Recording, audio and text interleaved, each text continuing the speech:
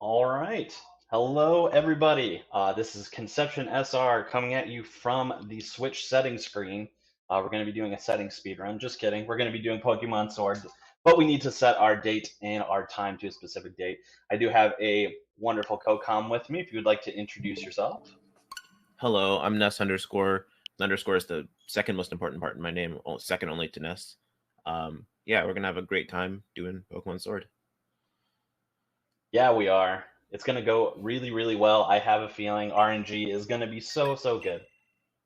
Anyways, so we're gonna swap our character. Our name doesn't matter, so why not throw it for the event, right?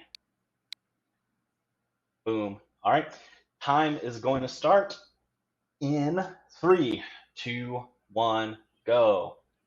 Geo. All right. Yes, thank you for the good luck. So, Tower of Two Fifths. Interesting category name, right? I think it's pretty cool sounding. What that means is we will be starting the game from a fresh file. Then as soon as we are able to, we're going to hop on over to the game's first DLC, which is the Isle of Armor. And then we will be completing the DLC missions in their entirety. The category, and don't get Urshifu category. We're going to be doing the Get Urshifu category, so we complete the entirety of the DLC quest.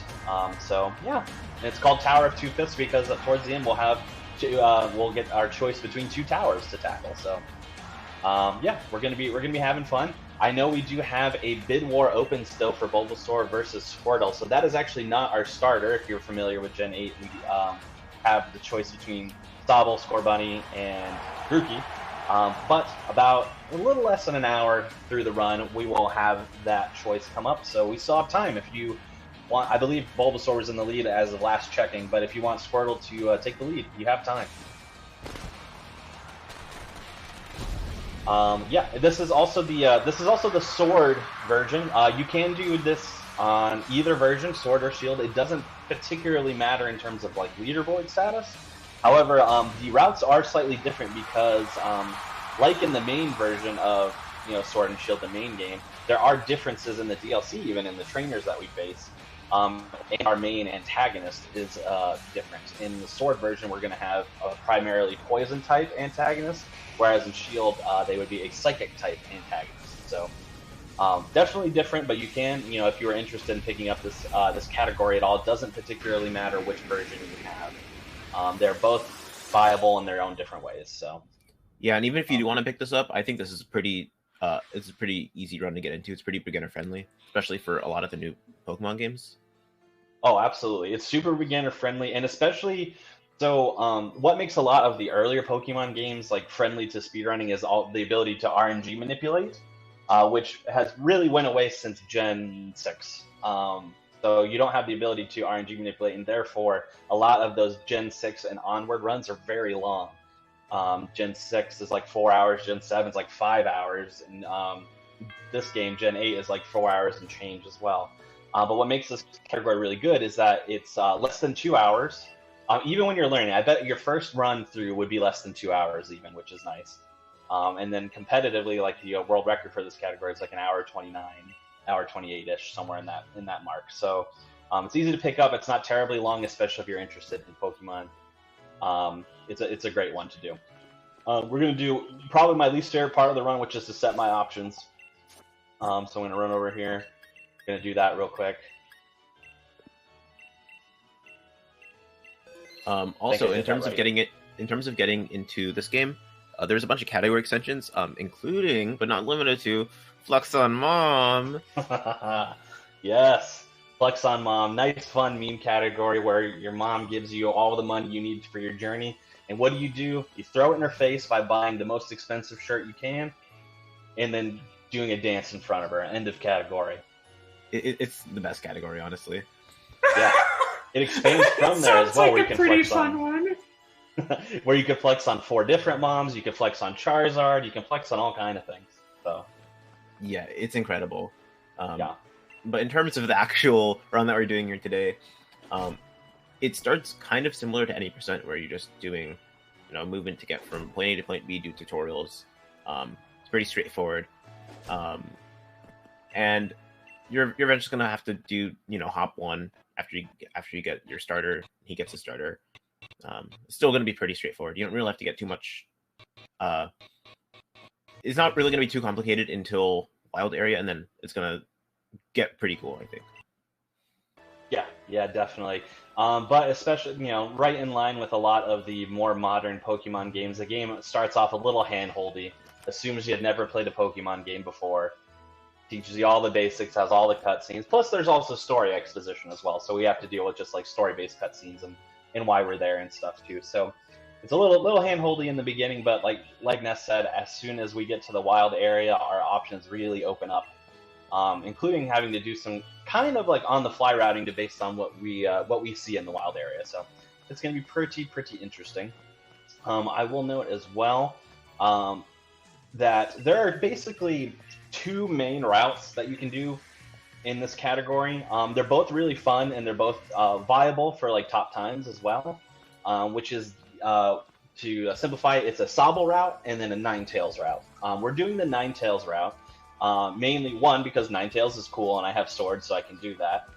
Because you can't do Ninetales in the Shield version because Ninetales isn't spawned.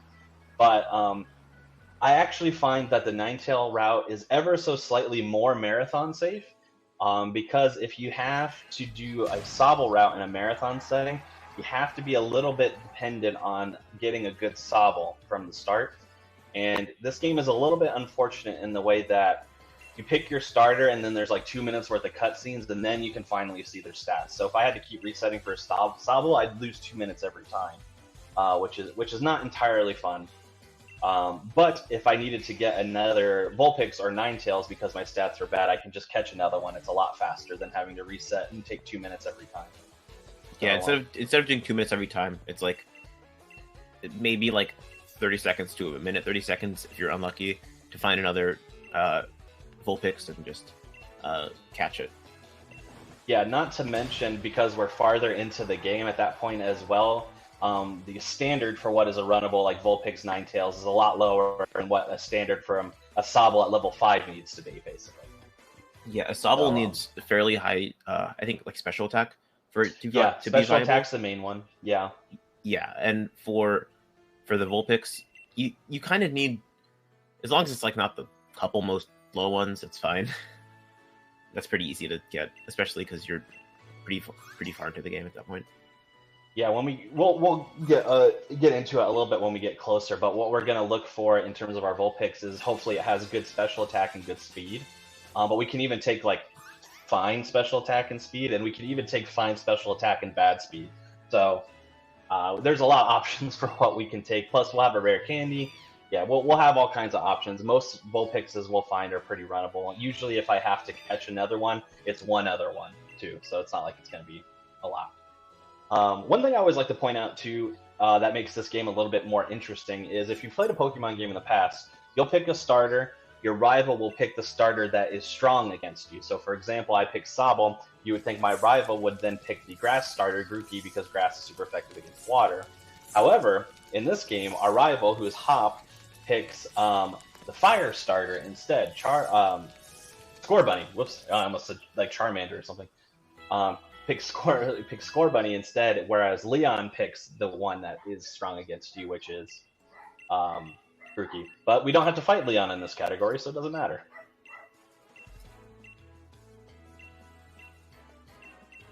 Yeah, actually, I just realized this right now. I'm definitely gonna like derail this a little bit. I just realized that Sobble has like Lego hands. Oh no! You know like the little Lego dudes? Yeah. Oh, I just realized that. I'm never gonna be able to unsee this. I'm looking right now. Let me see. Oh no! Oh no! I always thought that he had like fingers. Oh, that's unfortunate. Okay, so we are here. We are, by the way, we're fighting our rival for the first time. A crit is actually a little bit unfortunate, especially there. We got a prime example of why. So we crit on this Wooloo. Oh, it does 2-shot, so it actually does save us a turn. Actually, so it's not the end of the world. But you see, as soon as I crit, Hop had some words to say.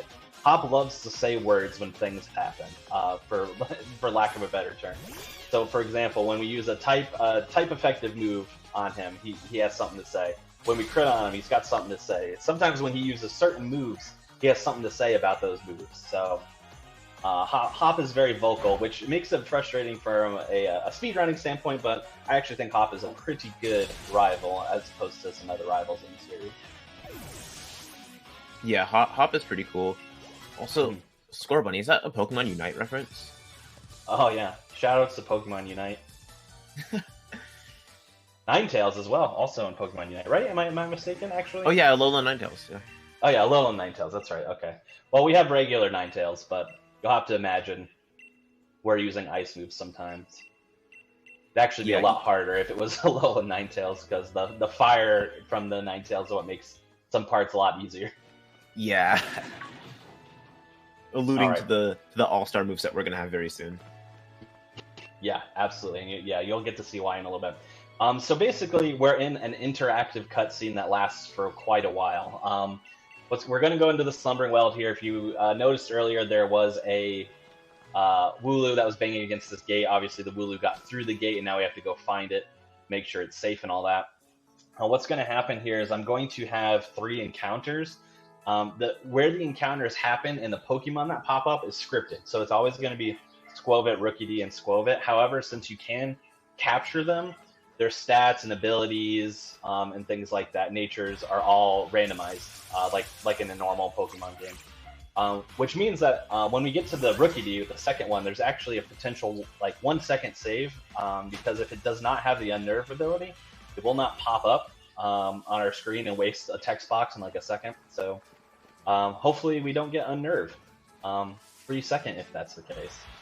I was really hoping that you wouldn't ask me to say what's happening here, because I know what's happening. I just don't remember what Pokemon there are. So I've been yeah, there's a rat, maybe a bird, but yeah, Unnerve, yeah, definitely. Yeah, there's a squirrel, a bird, and another squirrel. But yeah, no Unnerve, so we did save the second. Nice. World record pace, honestly. Honestly, huge world record pace. And then saved the turn earlier and no Unnerve. That's 5 seconds. Incredible. Yeah, it saves 3 minutes or something. Imagine that animation took 3 minutes. Okay, so we're on 118 pace. Yeah, I would just reset probably at that point.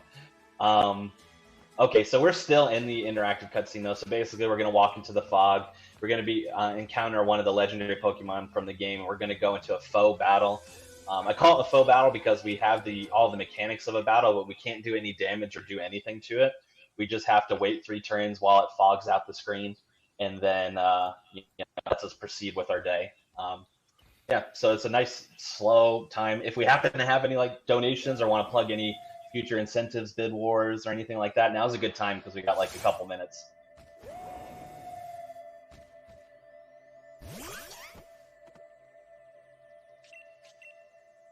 Okay, well, we do have one donation from Zopni for $8 saying, "Good night, the sequel, the game." Thank you, Zopni. Gosh, very good. I honestly love this sort of running thing Zopni has going with these donations. Yeah, for those of you guys who don't know, Zopni is one of our restreamers. Yeah. Oh my gosh! While I was asleep, there was even oh god, that's hilarious. While I was, or maybe shortly after I woke up, there was a donation from Zopni, sort of lampshading that we have a $1 donation from Zopni that reads, "We have a $1 donation from Zopni." That reads, it's. Oh yeah, it went on for 2 minutes. It was really funny. Oh my god, that's amazing. Gotta love the thread. Yeah. So yeah, the interactive cutscene's almost done, right? Yeah, we're getting there. We'll get to move here in a second. We'll actually get to do stuff. Doing things in a Pokemon game? It's more likely than you might expect. Yeah, exactly. One key thing here that I do forget occasionally to do sometimes is because you want to go right to Route 1 and start getting started, but you do need to go talk to your mom. So we're going to go talk to mom. It's very important. Imagine being actually on 118 pace, like you just skip like the starter, and you forget to go to talk to mom. Yeah, we sequence break and get into the grass area without a Pokemon or anything. Missing no. Yeah. All right, so now we talk to mom. Now we get to head on over to Route 1 a little bit, and we get to do some interesting things here. So the first thing that we're going to get to do is we're going to catch a Pokemon. We're going to preferably catch a Wooloo, and we're going to prefer that Wooloo be level 5 or 6. The reason being is that this game does adapt a mechanic from the Let's Go games, which is that not only do you get experience from battling Pokemon, but you get experience from catching Pokemon as well. Wow, no Wooloos unless there's one right here near the end. Nope. I didn't even see I thought the experience from catching was introduced in either Gen 6 or 7. That very well I think it was 7. Like, yeah, absolutely. I remember the Alola games had it. Very well could be. Yeah, that sounds right. I don't think I play a lot of earlier gens. The reason being we was hoping that it would be a Wooloo level 5 or 6 is that they give the most experience. If we had gotten a level 5 or 6 Wooloo, our Sobble would have hit level 8 here, which just makes the next route a little bit faster. But we catch a Pokemon regardless because once we get to Route 2 past this little town in Wedgehurst, Leon would want to give us a catching tutorial, but because we've already caught something, Leon will not give us that catching tutorial, which obviously saves time. So we wanted to catch something regardless and get a little XP for it too.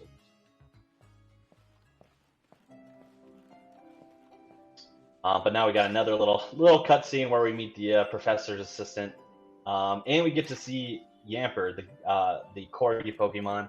I love me a dog Pokemon, so Yamper is very good. I could not remember Yamper's name, and I was gonna call him like a. I couldn't even remember what his cry was. I was gonna like do like a high pitched like Borf because I couldn't remember what it was. Thank you for saying the word Yamper. Bork. Borf.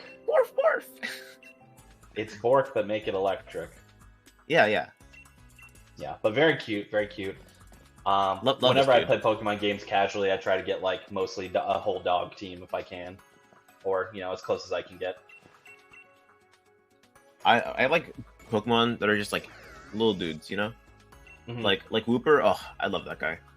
Wooper's just a little dude. When you said little dude, I pictured Machop was the first one that came to my head because that is like a straight up little dude. Oh yeah, that is a little dude. I'm not talking about like humanoid Pokemon because like those make me feel weird. Yeah. But I just mean like, I can't remember. Oh, Shellos. Yeah, I love Shellos. Shellos is just a little dude, Yes, absolutely. Very small. We are going to divert path just slightly so we can pick up this rare candy. That will probably be useful at some point. I don't know what we're going to use it for just yet.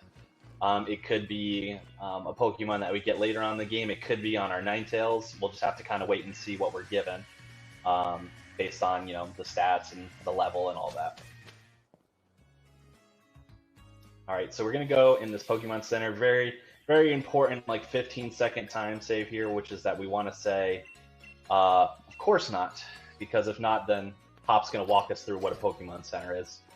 We don't need that. Yeah, we don't need those. We don't need to heal. No, we're too good for that. We're going to deposit our Squovit because we do not need it. Actually, do you even use a Pokemon Center in this run? Not for healing. Yeah, not for healing. Yeah, not for. I just realized that. Yeah, we use it. We use it for the Move Learner later on, and yeah, that's it. I think that's about it. Yeah, we get enough free heals and like potions and stuff, so it's fine. In the Sobble route, you would go to a Pokemon Center for shopping. We don't do a Pokemon Center for shopping in the Ninetales route though. We use something else. So this would be where we would get the that catch tutorial that I mentioned, but Leon's like, "Oh, you're a pro. You got this. Nice. Good for you." Yeah. So this is like coming up in the next route right now, right? Yeah, this is Route 2 right here. Yeah.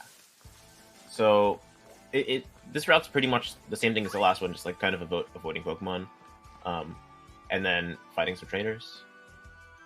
Yep, there's 3 trainers total on this route. We're gonna fight 2 out of 3. And just like Ness mentioned as well, one thing worth mentioning is that obviously another thing that's different in this game, as opposed to like earlier gens, especially, is that you can see the wild Pokemon in the grass, as opposed to just randomly encountering one while walking through grass, which makes it really useful from a speedrun standpoint because we don't have to worry about things like revives when we can just see them ahead of time. I mean, not revives, repels. I always mistake those two. Repels. We don't have to worry about buying repels because we can see the wild Pokemon. It's not a big deal. That's useful. This trainer specifically is one of the reasons why being level 8 would be useful. If we were level 8, depending on what our special attack is, we could 2-shot this Squobit, but more likely 3-shot it. Because we're level 7, we could have 3-shotted it, but much more likely 4-shot, which is exactly what we got. Yeah. So, it just wastes another 1 to 2 turns by not being level 8. Also, that kid has drip. What the heck? I've never noticed that before. Yep, and if you like that drip, don't worry, you're going to see it again. I never see Yamper in there. I see all kinds of stuff, but not usually Yamper. So we just run around the back of that trainer so we don't have to fight her. $20 right now to catch the dog. To make it a Boltund route on the fly. I would not be an estimate if that were the case. Yeah. No way would I be an estimate. The end of the run is actually just pretty hard. Yeah, it's pretty tight in routing just based on a few different things. This blip bug is annoying because you know what? I'm gonna mute my microphone because of the dog. Sorry, someone's knocking on the door. Yeah. So if I remember right, that blip bug is a really, really silly range. I'm not 100% sure though. But yeah. Also, Blipbug's design is kind of funny to me. It just looks like they made a Pokemon and then stretched it a little bit in Photoshop, and then we're like, yeah, that's good enough.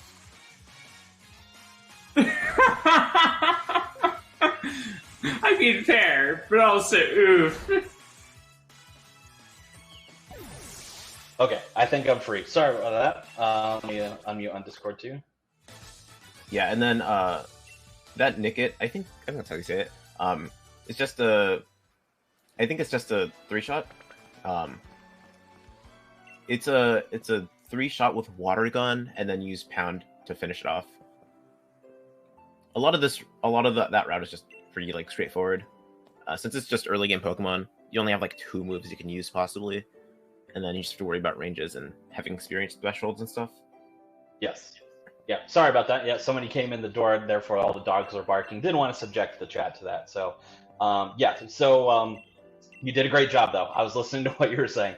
Yeah, Blipbug, obviously weird design. What makes Blipbug a little annoying at that point is it always uses Struggle Bug, which is a move that lowers your special attack. So if our stats were high in terms of special attack and we got a favorable range, we could have one-shotted it. But like I've only done that one time ever. You have to like be really high and get like a 1 in 16 range, I think. Yeah, it's 1 in 16. Yeah, so it's not going to happen, which makes it so that your special attack is lower, which means that Nickit fight can last between 3 and 4 turns, depending on your level and your stats. But yeah, that wasn't too. You didn't miss too much in that fight anyway. There's not a lot of tech in this, and we're on to hop number 2 now. Yeah, so it's the same thing as the other hop fight, except more Pokemon, maybe stronger Pokemon. He says more stuff. It's basically it. He says more stuff. We could get a potential time save here. So we water gun to win this fight. There's nothing like technique wise that there needs to do. You might have also seen there in between that last trainer and this one we did get a free heal, so that's nice too. The Score Bunny is where we could potentially save time. This crit is useless, and we're gonna get the crit language. So this we lost time there. We were gonna 2-shot that anyway, and then we got the crit line. So there's some time loss for you. Yeah, even in like Pokemon games where like your rival doesn't say anything, it's just a little bit painful when you get a crit on the last hit of a Pokemon, and this just brings that to like a whole new level. It's like 10 seconds. It feels like 10 seconds. Okay, we did get one-time save, though, so basically, the Score Bunny is also two-shot. So that means it gets one turn to attack us. The Score Bunny is either going to use Tackle or Ember. If Hop chooses to use Ember, he will also say a line like, "Our power is burning bright like the sun," or something perfectly anime. And, just waste more time. But, so we got an extra critical that wasted time, but we got the Tackle that saved time, so net neutral, if I had to say. Does Hop here have dumb AI or smart AI? Dumb AI. I think it's random. Okay, but I yeah, don't fully know. I since this is the only category in this game I run, I haven't spent a lot of time on like learning the AI necessarily. Yeah, because that makes it doesn't sense. fully matter in this game. Yeah, so that's probably a 50-50, just to like lose like a few seconds randomly. Yeah. I will say I've only ever seen Tackle or Ember there, so I don't think Score Bunny has any other moves like a Tail Whip or something. It'd be really funny if like you were just like doing attempts of this game one day and suddenly there's like a Tail Whip. Yeah. Or just use like Fire Blast. Like, whoa. You got that. You got Is that Roar of early. Time? What the heck? Yeah. Oh man, that would be funny. But we're in another cutscene where we learn about Dynamaxing and stuff like that.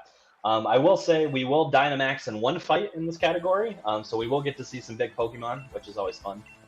That's big if you're unfamiliar, Dynamaxing is kind of like the gimmick move or ability in Gen 8, which is literally your Pokemon get big and strong, like they ate their vegetables. And they donated to charity, so remember. If you're in chat, you should donate to charity. Yes. Yeah, the reason why you could Dynamax is the more you donate to charity, the bigger that you can Dynamax in real life, for sure. Yeah, something like that. I've never been more confident. I've been less confident. Yeah, maybe I should be less confident, but... we will, so yeah, with a little cutscene here, we're going to walk back through Route 2. We're going to make one pit stop and buy some berries from a berry salesman on our way out. We're going to be getting Pekka berries, which heal poison, and one cherry berry, which heals paralysis. And that is more of a precaution in case something happens. Pekka berry will likely be poisoned at least one time in this run somewhere. As I mentioned, our primary antagonist is Poison type trainer, so we're going to be dealing a lot with poison types. Yeah, it's better to get a Pekka berry as a precaution than it is to get poisoned and then die than reset from a save. Yeah. But that does bring up something interesting, because I thought about dying in resetting. Because what we do is we start a fresh file and then go over to the DLC as fast as possible, it does make for some interesting things in the category. For example, we don't have the ability to fly, we don't have a bike, we can't surf, we can't do any of that. So we get a little bit creative, and we will be doing some intentional deaths for some death warping. Starting potentially pretty soon in this wild area here, when we get there. But we still got a little bit of time before that. Effective dodge. By the way, I'm going to donate $5 for every wild Pokemon I hit by accident. Also, speaking of things that are going to be coming up in a little bit, I need to mentally prepare you guys. This is not coming up for another like 10 minutes, but in the railway, there's this guy. Oh my god, I love this guy. This guy loves his job so much. I just want you to get a mental image. This guy, his sideburns, right? He has thick, voluptuous sideburns, and they're train tracks. That is sick. Yeah. So imagine you're at work and shaved into your face is something that resembles your workplace. Like, imagine being that dedicated, that you shave something into your face or head based off of where you work. I've never liked the job that much. I'll be honest. Imagine having like a little Twitter logo etched into like your face. Twitter logo. Yeah, I got the Instagram symbol in the back of my head. Yeah, I just want you guys to get a mental image. We're gonna see it soonish. So Yeah. I want We're the good. pop-offs in chat. Yeah. I call them track burns, for the record. Track burns. Probably Yeah, has a canonical name, but track burns. Trackbird is such a good name. Yeah. Track burns. What's up, track burns? Oh, I love this guy. Track burns. So yeah, we took the train to the wild area, which is another like interesting feature that's added to this game that's not in any other games. As opposed to they still do have routes with like small grass patches like every other Pokemon. But there is this large interconnecting area between a lot of the major cities called the wild area. It's like big and expansive and has all kinds of different Pokemon in there. This is where the route can start doing really interesting things. So you saw at the start of the game, I specifically set my Switch date and time to a specific date and time. The reason why I did that is because it's going to affect the spawning Pokemon and the weather that's in the area of the wild area. So we're going to get access here, and we're going to see an Onix straight ahead of us, and it's going to be raining. We're going to attempt to defeat the Onix. We're going to try. If it doesn't work, that is okay. We have contingencies in place for both options because it can swing wildly. The reason being is that the Onix is level like 20 something, and we're only level like 11 or something like that. So there's a lot of different things that can happen. So we have options in place to not lose a ton of time, if we're trying to depend on one or the other. Yeah, like, for a little bit of context, I think the strat was just to, like, die to the Onix, or die to anything right now, right? And then you would warp. But if you can get the experience, it's very, very useful. So it just works out either way. Okay, well, we died, but that's fine. That's fine.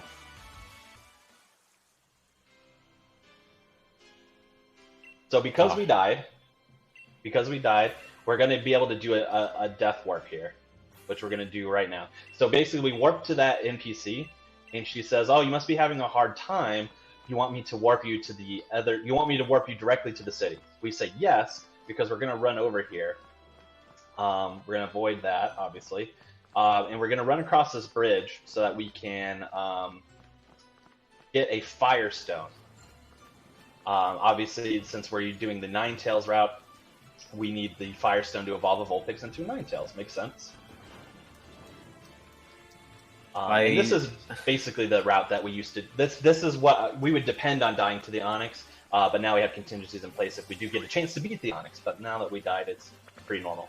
So yeah, especially if like you're getting bad luck, you can just be there for a while you're just using like Growl or something, and the Onix could just like not using any attacking moves. So if you do kill it now, it's pretty good. Yes, exactly. And then we're going to take an intentional death here, but before I even do that, I'm going to switch my switch clock again because we do not want rain anymore. We are going to change the date to June 11th because that's going to give us sun. All right, and then we're going to die off of this Karuki here. Also, I definitely saw the horse Pokemon just like pop up with the little question mark, and it just like started spinning while it was following you. I thought it was so funny. Trying to hold in my laughter for that. It was so funny.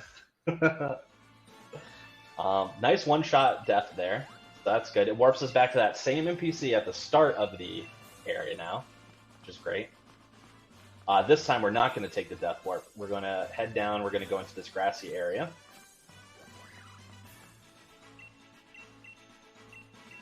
The reason why we change it to sun is obviously that's going to spawn some Vulpixes for us. So we're going to do some farming here. Hopefully get a level 9 or 10 Vulpixes, ideally what we want. We could do an 8, a little more safe. 7 definitely not. 7 is absolutely, we can't do that. Sorry. What's the upper limit of Vulpix you can get here, by the way? In this grass area, it's 10. If we there's another grass area where we can get Vulpix if we had defeated Onix.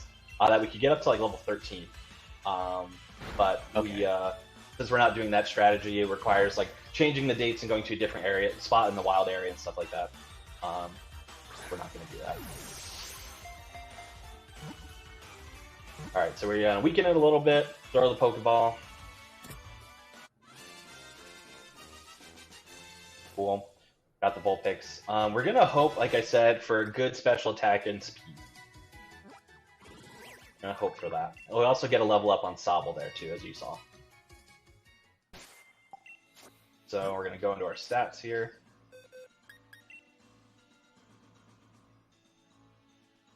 Okay, 14 and 16. That's definitely minus special attack, so we're gonna get a different one. I almost made the joke, but I was like, no, I can't make the joke. I can't say that it's gonna be minus special attack. Yeah, and it was anyways. Yeah, unfortunate, but you know what? That's part of the gig. We got plenty of Pokeballs. We can do this all day. Hopefully not all day, but you know. All right, so let's try this again.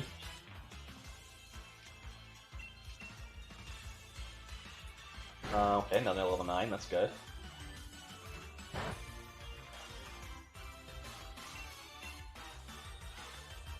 Don't want to weaken it too much because we're going to need to use it right away after to get some extra experience. So yeah, you don't want to weaken it too.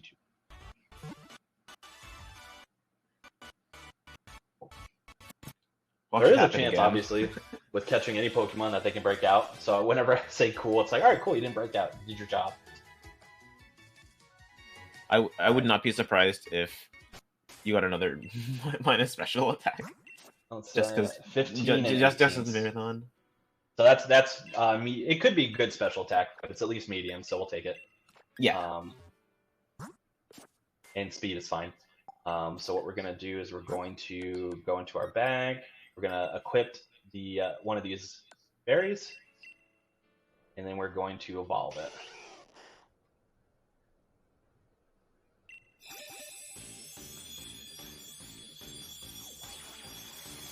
And then what we're going to do is there's a Ninjask that spawns at the bottom of this hill here that we're going to quickly defeat. I am going to just take a safety save before it, so I guess I should have menued a little bit farther ahead, but that's fine. The menus are not as long as they are in older gens. You know, it takes like a full second for the menu to come up in Gen 1, so you don't have to worry about it as much in these newer games. But yeah, at the bottom of the hill is a Ninjask. The only reason why I'm going to save is that I could technically die and then it doesn't respawn. It's one of those like Pokemon that just pop out in the open here.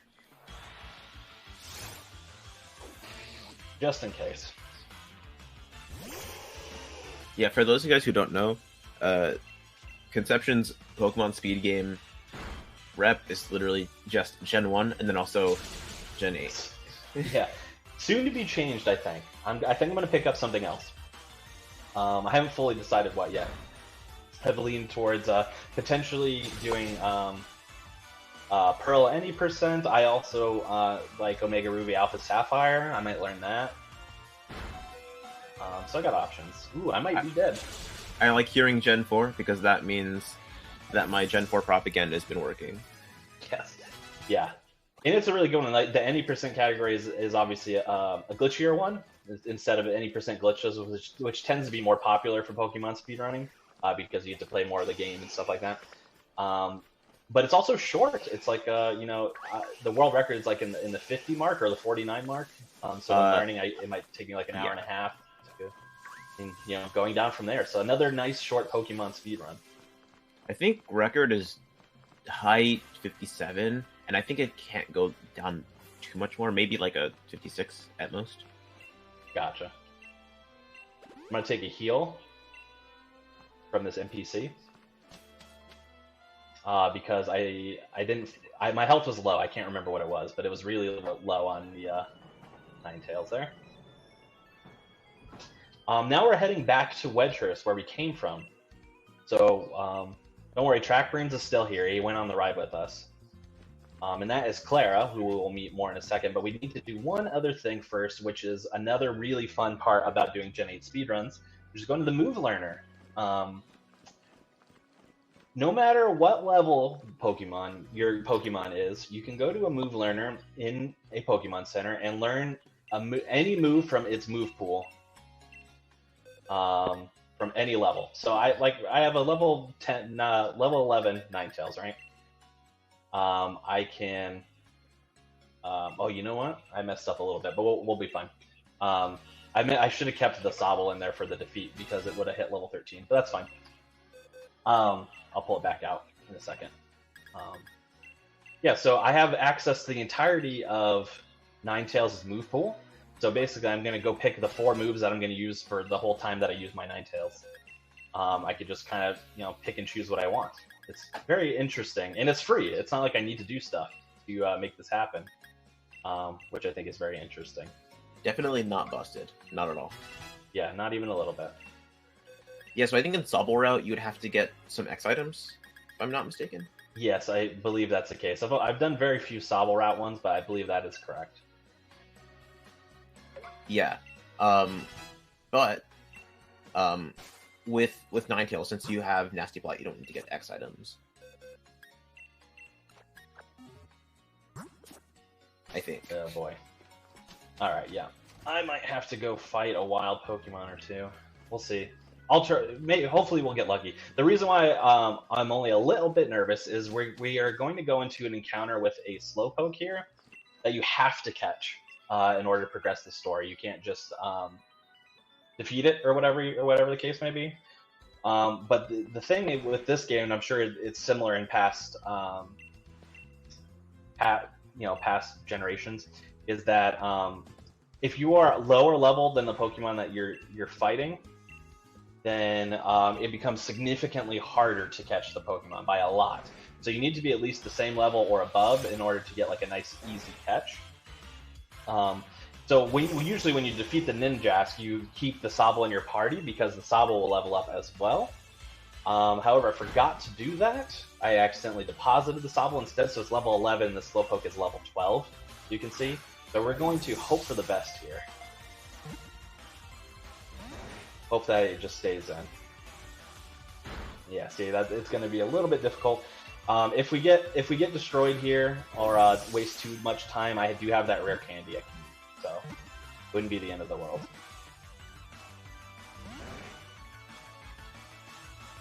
Yeah, so hopefully we get lucky here. Yeah, but of course we're not getting lucky here. But it's okay, we can get there. Or not, just break out on the first throw then, I guess. I don't know exactly what the percentages are, like the catch rates now that we're a lower level Pokemon, but it's pretty low. Yeah, so for reference, I've never seen this Slowpoke break out, but that's because we would have the level 13 Sobble. Yeah, we got kind of unlucky with experience earlier on, so. And I just misplayed. I straight up misplayed. There we go. Yeah, that too. Yeah. There we go. We got it. What was that, like 5 balls? Yeah, 4 or 5 balls or something. It's fine. We're okay. Yeah. It's not bad considering that it's in only 4 or 5 balls, but considering that the norm is usually 1. Yeah.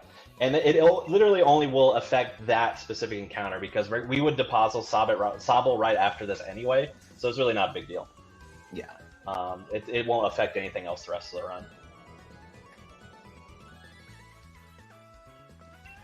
We are heading on over to the Isle of Armor, which means that we are officially off the base game and onto the DLC.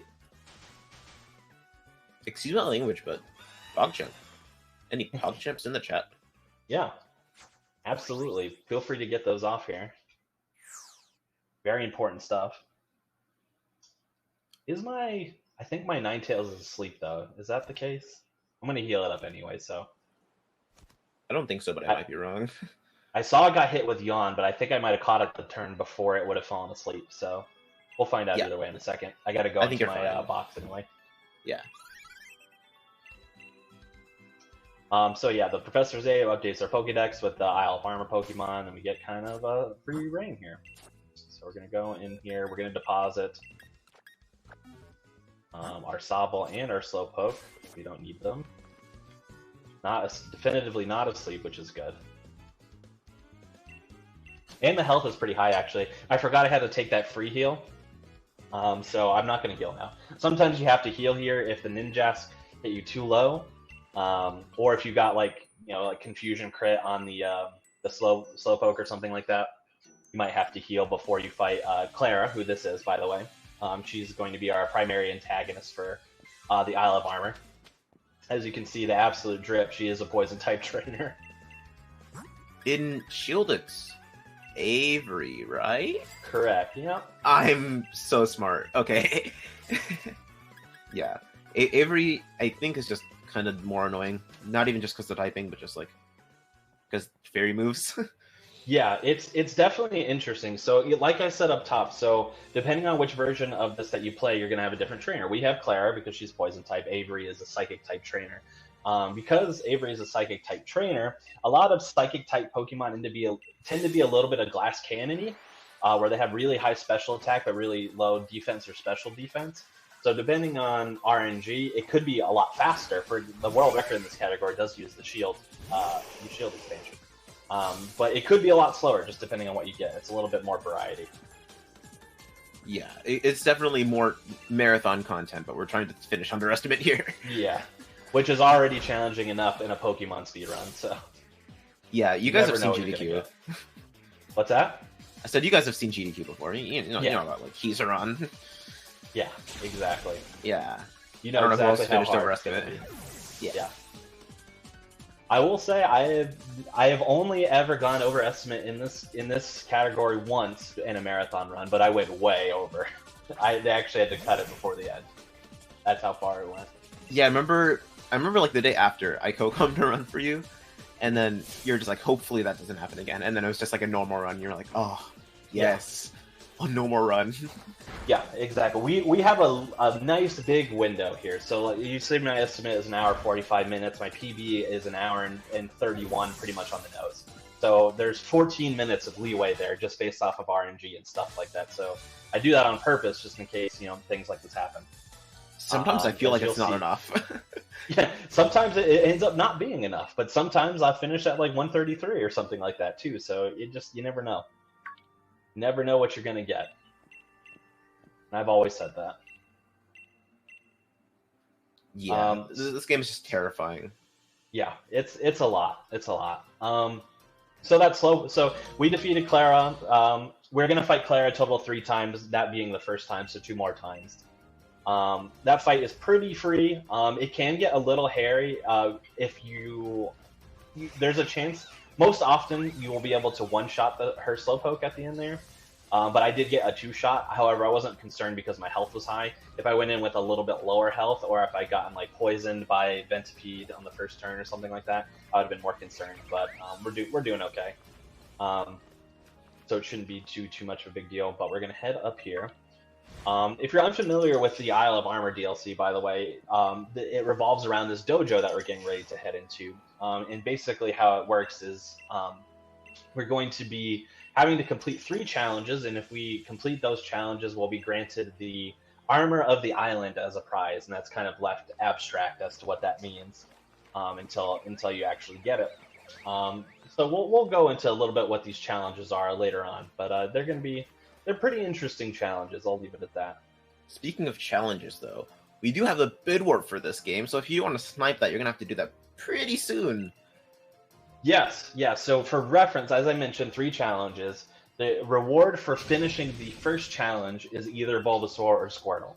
So we're going to be coming right up on it. So get in your last-minute donations if you're trying to swipe Bulbasaur. I believe Bulbasaur is in the lead. So if you're trying to get Squirtle in there and you want to swipe that bid war at the last second, get those donations in for a lead, because it's just such a great cause, of course. But also, if you want to see some gameplay action here, you're going to want to get those donations in. But yeah, actually, it's really sad because you don't get to have the dojo drip, I think, because it's slower by a very small amount. But no, we have the dojo drip. But it's slower to not. So we get put in it automatically, and then asks us if we want to change back. I switched it in my head. I'm so silly. Yeah. So it's actually slower to change back into our original clothes. So we're gonna get the dojo drip. Don't worry. Yeah. So we are gonna get the dojo drip because it's slower to switch back. A lot of the stuff in this game is just menus, picking the right option. If you pick the wrong option, it's slow. Yes. Yeah, especially that happens a lot in later gen Pokemon games too, because then it'll be like, oh, okay, well, let me tell you, and then it'll take you on a 2-minute long cutscene as to why this thing exists the way it does or something. It's just very, very slow. This is the head of the dojo, by the way. His name is Mustard, and I just want to point out his eyebrows. I don't want to think about his eyebrows. I don't want to think about them. I know you don't want to think about them, but they are there. They do exist.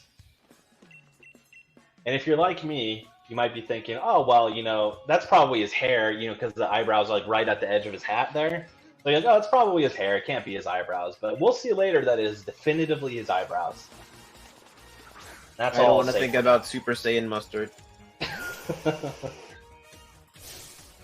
You will see it. You will see it.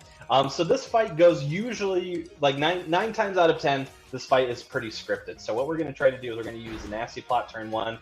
We're going to get fake out and we're going to get flinched. That always happens. We're going to use nasty plot again.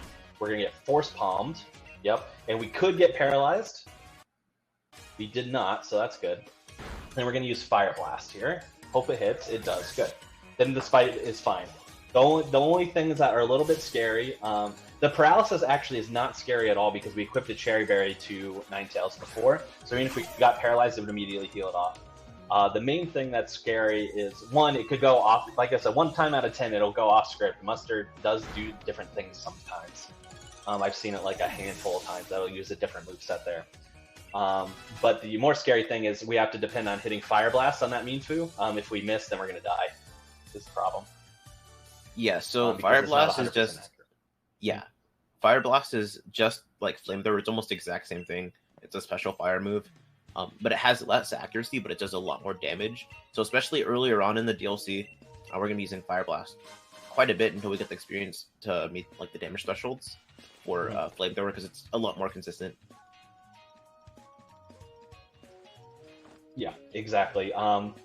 Or like for this first challenge that we're about to do. First of all, Dojo Drip here, by the way. The Dojo Drip.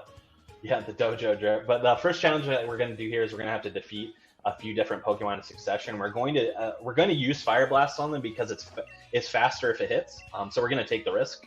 If it misses, that we're not at risk of dying there. If it misses, we have potions and stuff. Like, it's fine if it misses, but it's faster if they all hit. So yeah, 2 turns are faster than 3 turns. You already hear. Yeah, exactly. So first challenge revolves around this. So we get the Dojo Drip, and naturally Claire is jealous because she doesn't have the Dojo Drip. We give her her uniform, but it gets stolen by these Slowpokes. But are they Slowpokes? Because they look pretty speedy. Look at them. They're absolutely booking it. Those are fast pokes, if I've ever seen one. And that is our challenge. They each have a portion of Claire's uniform. We have to defeat each of these 3 Slowpokes to get Claire's uniform back. And like do we have to? Yeah. And then all of a sudden, everyone's going for it. Weirdly enough, one of the few places that we don't get a free heal here, so we are going to we're gonna hit Ninetales with a potion real quick. We're also going to equip a Pekka Berry. That is the poison-based one, just in case we do get poisoned, and since we have to be in the menu anyway.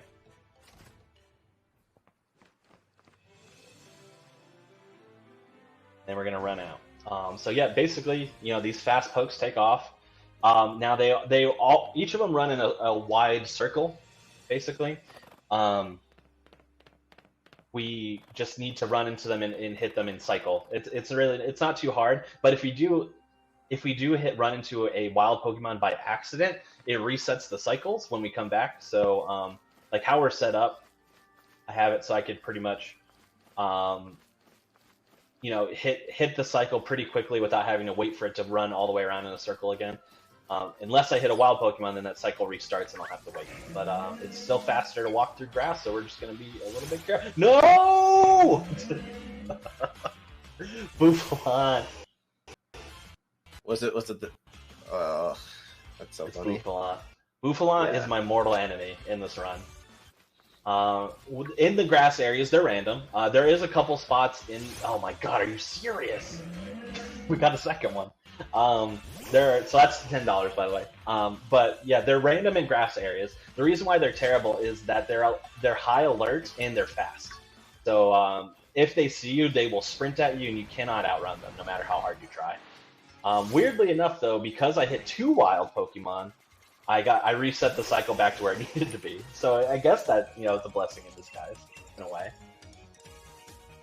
But yeah, so that's $10 towards a lead though. So it's all for the cause. I did it on purpose. But yeah, once we get to the last Slowpoke, I would say close the Bid War. Yeah. Of course we missed one Fire Blast. I'm gonna go for it again. We got disabled, so it doesn't even matter, and we fell asleep. So awful luck here. Yeah, this is so unlucky. 2 Bouffalants and then that. Oh, and we got Yawned again, so we're gonna have to awaken again because we're not gonna be able to defeat it in time. This is why we got 11 of them. Yeah, this was terrible.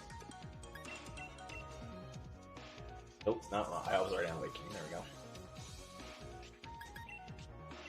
I'm already disabled. Well, now I'm no longer disabled, but it's no longer effective to use Fire Blast here because we would just kill with Fire Flamethrower anyway. There we go. So that was pretty much as terrible as it could have gone. I'll be honest. It's gonna go all uphill from here. I swear. Yeah, something like that. Okay. So we're actually a little deviation from the route that maybe Ness is used to, because usually I go to that Slowpoke there on my left hand side, but I'm actually going to go for the farthest Slowpoke next, and then come back to that one, just because it's a little bit faster movement as I have found out to do it this way. Is that a Talonflame? What the heck? Yes, it was a Talonflame following me again. Pokemon Unite reference stuff. Again. Yeah, love that bird. There we go. All right, so Slowpoke number 2 here. Let's see how it goes. Let's see how it goes. All right, see, it's the same deal for each. We're going to Nasty Plot, and then we're going to attempt to use Fire Blast. Hopefully it works. It's just going to work perfectly right now. Are you serious? We might even have to heal. Uh-oh. Okay, this is... alright, okay. Alright, we're gonna heal, and we can't use Fire Blast anymore on this one. Yeah. We just don't have enough. And I fell asleep. I should have just waited. That's fine. I can't... This Slowpoke luck is absurd. Like, just I've never seen luck this bad. Yeah, yeah, this is the worst it's ever been for me, for sure. All right, nice. This is why you have the extra 15 minutes. Yeah. All right, cool. I guess. I'm not gonna heal yet. My health is a little suspect. If I get hit one more time, I'll just heal in the battle. But if it stays this low, it actually is good for a Death Warp. I might attempt to try later on. So. Just missed it. Also, I wanna point out. For the casual marathon viewer, a little bit of insight on how we're running this. We had all the runners split up their audio, so through like the gameplay stream, that's where all the game audio goes, which means there's no Discord audio and stuff on that, which means I can actually listen to the soundtrack without like hearing myself. And this soundtrack is so good. Oh yeah, music in Gen 8 is really, really solid. I really like a lot of the music in this game. It's a banger. Alright, Fire Blast, come on.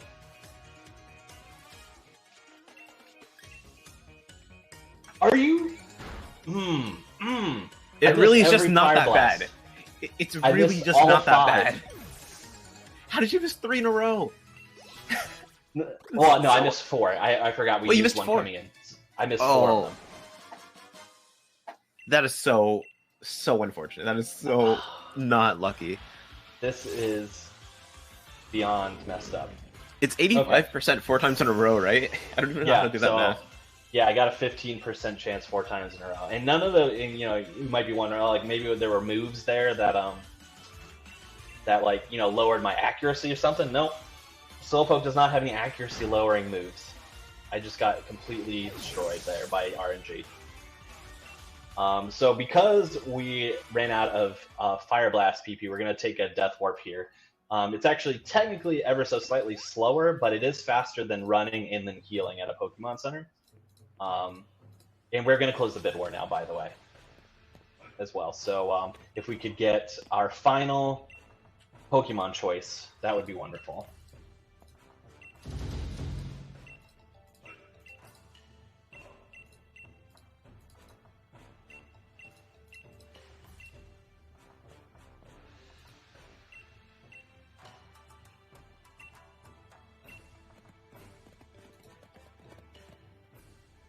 I did not hear it if somebody was speaking to me, unfortunately, so I don't know if you heard it, Ness, but... I'm refreshing right now. Okay.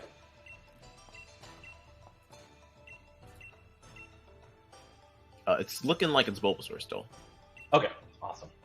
We'll do Bulbasaur. Yeah, sorry, if you were talking to me, I could not hear it, unfortunately. I don't know if that's on my end or what the case is. Bulbasaur it is. Thank you so much for your donations towards Bulbasaur, by the way. I really appreciate it, and so does Lead, I'm sure. So thank you for doing that. Don't worry, though. One thing I love about this game is that no Pokemon is left behind. So, for example, all 3 starters are chosen by somebody, and even the Squirtle is going to go to Honey here, who is Mustard's wife. So she's going to take good care of the Squirtle and raise it on her own. So, every Pokemon has a home. You love to see that. Oh, I completely forgot about the honey mustard thing. Oh. Yes.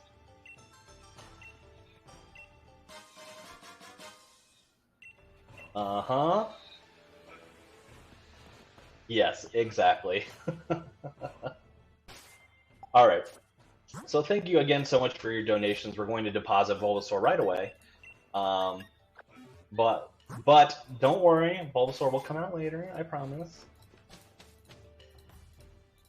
But yeah, for now we need Ninetales to get all of the experience, so we can't have Bulbasaur in our party. But Bulbasaur will be coming out for a cameo appearance later on. We are on to Challenge 2. Challenge 2, we are tasked with getting some max mushrooms in order to make mushroom soup for the dojo. Max mushrooms are mushrooms that can be eaten by Pokemon that give them Dynamax abilities if they didn't have them already. But there are also a really cool item to use in battle as well, because if you take a max mushroom in battle, it actually raises every stat, like not just one stat like an X item would. It raises all of them at once. So that is going to become very useful for our game here in a little bit. So it is a story component, but it's also going to be useful for basically the end game in its entirety. Yeah. The end of Challenge 3 on. Also, since before I was really, really trying hard to do math, I think I did it.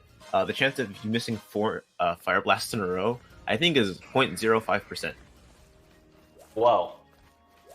So it's 15 times 4, right? 15% times 4? Yeah, it's a 15% times 4. I think it's 0.05%. Wow. The less than 1% chance of that happening. So you can't say I didn't entertain you, Feed Stuff for Charity, because I think I did. I think I have entertained you. Are you not entertained? Yes, so while we traverse through the woods, pick up an item that's very useful, which is a Hyper Potion. We're going to grab another healing item that we may need to use later over in this direction. Moo Milk.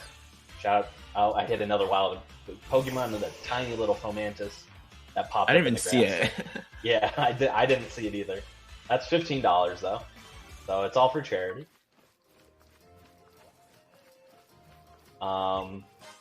Then Moo Milk again. Shout out to Zelda fans. Moo Milk, also in Pokemon.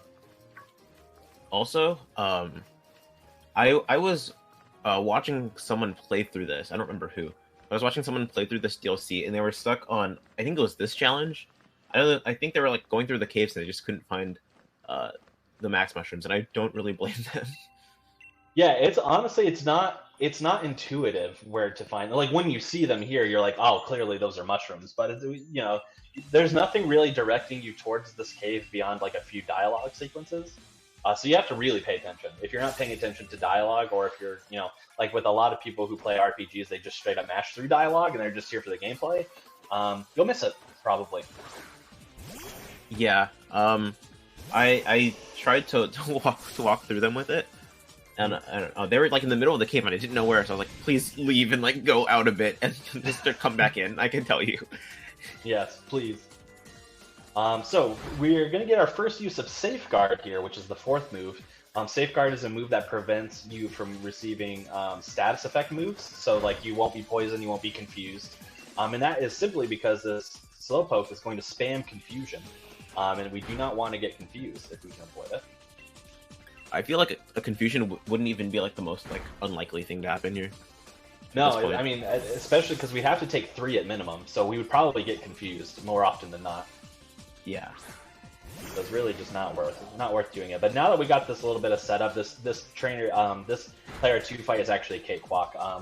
We use Nasty Plot a few times, so our special attack is super buffed up, and so we can take out both Slowpoke and Coughing very easily. And then her last Pokemon's a Whirlipede, which is a bug type, so naturally we squash bugs. Yeah, and also I think if you're going into this pretty low, or if you want to be real risky, I think you can skip that Safeguard. If I'm reading right on the notes. Yeah, you can skip the Safeguard, or you can do one less Nasty Plot if you're not trying to stall, or you don't need the extra like special attack bump. You can shave off a turn or 2 here. I went into this fight full health because I had to do that Death Warp anyway. So the stalling didn't hurt me, and I actually want to have lower health here right now anyway because we're going to do another Death Warp. So it definitely didn't hurt to have me stall here. I can't believe you spoiled it. Yeah, spoiler alert, yeah. Alright, so we got our max mushrooms, which is good. Now we're gonna... usually it ends up being a Sandshrew. Torkoal is like one of the only Pokemon in here that we can't Death Warp off of because of the fire type. But Sandshrew is a good one because Sandshrew has a lot of attack moves. But we can also do like Cubone or Kangaskhan or something. Whatever, I love Sandshrew. Yeah, Sandshrew is a good one. Sandshrew and Sandslash are just like little guys, you know? So rolly. I love that. They're just vibing. They're just little dudes. Yep.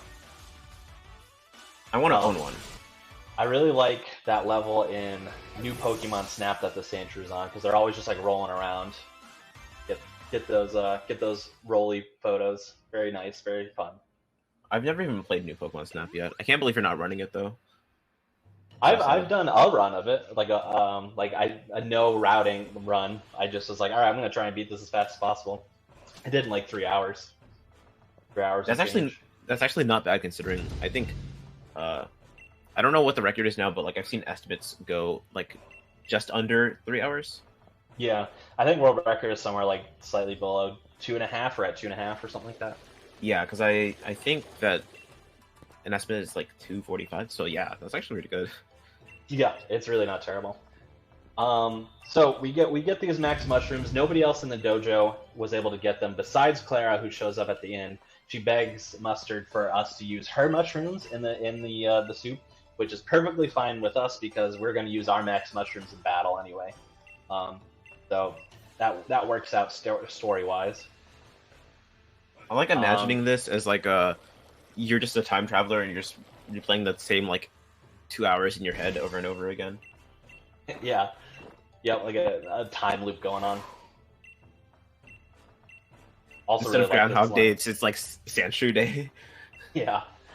I love that line in this cutscene. So like I said, that when Pokemon eat the max mushrooms, it gives them like Dynamax energy. So when we ate the max mushroom soup, the game was like, Dynamax energy swells up within you, and the Mustard's like, no, it doesn't. That's not how it works. Can't believe Mustard broke the 4th wall. Yeah. Alright, little cutscene here, and then we're going to be into the 3rd and final challenge of the dojo, which is just straight up fight Clara. That's the 3rd challenge. Clara 3 is really RNG based, unfortunately. Super challenging. Yeah. It's not hard to execute. It's actually pretty simple to like set up and do everything, but there's going to be a few. One, we could get crit on a lot by her Skorupi, which is who she leads with, which might lead to us healing an extra time or two. And second of all is her Slowbro. So this is going to be the fight where we Dynamax, and we're going to be doing Dynamax Slowbro versus Dynamax Ninetales. But we're going to be super buffed up, so it'll be fine. Will not be a problem unless we get hit with something called Quick Draw. That is actually Slowbro's ability. If we get hit with Quick Draw, that means Slowbro will get to go first, which throws off our entire rhythm because we're not only using buffed up attacks, but when you're Dynamax and you use a fire type move, it makes it so it's sunny outside. So it messes up our damage if we get messed up here. So we don't want to see that, hopefully. The 30% chance, I believe, to get Quick Draw. It's not even a 50-50. I think it's a 30% chance. So we'll see how it goes. I forgot when you save, so it was so long until you save, and I was just terrified that you would forget. Oh yeah, no, I definitely save here because the main reason why you save here, because it's not even if you die, it's super slow, obviously, but it's not the end of the world. We spawn in the dojo, so we just walk back outside. But the main reason why it's you want to make sure to save here, beyond it being ever so slightly faster to reset and be right in front of Clara as opposed to having to walk through the dojo again, is that we use a max mushroom in this fight. We only have 3, and we need 1 for a later on fight. So we can't just keep spamming this fight and dying repeatedly because we don't have enough max mushrooms. Yeah, so Chad, if you want to participate in this run, please just like spam for like no Quick Draw. We need that energy, yeah, especially with how the rest of this run's been going. Sure. I'm honestly expecting like Quick Draw like 6 times in a row, but I really hope it's not that. Yeah, please no, don't even say that. I mean, Quick Draw no times in a row because Conception SR is a god gamer. Follow twitch.tv/ConceptionSR/subscribe. Yeah, absolutely, all of that. So Clara tries to cheat by throwing toxic spikes on the field in advance, which is definitely cheating. Rigged. However, I knew that was happening. I've played this game before, so I had a Pekka Berry equipped, which healed that poison right away. However, we do use Safeguard as our first move because this Skorupi just spams Poison Fang repeatedly. So we would definitely get poisoned. It's a high poison chance too. So we would definitely get poisoned if we did not have it. We no longer have Safeguard, which is fine because we're going to end the fight right here with Skorupi at least. But if you're counting, we have used 2 nasty plots plus a max mushroom. So our special attack is now at +3. Which is pretty good. So we're gonna skate through. But just in case, obviously, we're gonna buff ourselves up even more here. We're gonna Dynamax, and we're gonna use Max Flare. So that's gonna really raise our attack power. Shout out to huge Ninetales, by the way. Huge tails, if you will. Huge tails. 9 big. And 99 tails. Yeah. So we're huge. Love this epic animation, and because I have battle animations turned off, we just dink. We dink Wheezing to death. Hi, Wheezing. So Wheezing, and then the Whirlipede comes out here again. Non-factors, no problems at all. We would defeat them handily. It's all about the Slowbro at this point. Yeah, so Slowbro is even scarier because I don't think Conception mentioned it, but if Quick Draw happens and you can't end up killing it really quickly, you're gonna undynamax while Slowbro is still dynamaxed. Mm-hmm. And that is the worst. Alright, come on. Oh, God. Alright, we got Quick Draw. There's a chance we could save this, though. We can still potentially save this. So, what's gonna happen? She's Dynamaxing. Slowbro's going to get to go first, and Slowbro will probably use Max Geyser. It can use other things, but it will probably use Max Geyser. Will not kill us, because right now the field is hot, it's sunny, so water moves are weakened. So it doesn't do a lot of damage to us. That's not the main concern, because our health is pretty healed up. Now it is rain because Slowbro used Max Geyser, which means fire type moves are weak. So now my Fire Blast, even with all of our buffs, is still not going to do enough damage. However, because we got to use it before we de-Dynamax, the field is now back to sunny. And now we are back to regular size Vulpix. We can still win. We have to hit a Fire Blast here. Yeah. Alright. We still won. It's slower, but we still won. Okay. Yeah, if the trend continued with Fire Blasts, ooh, yeah.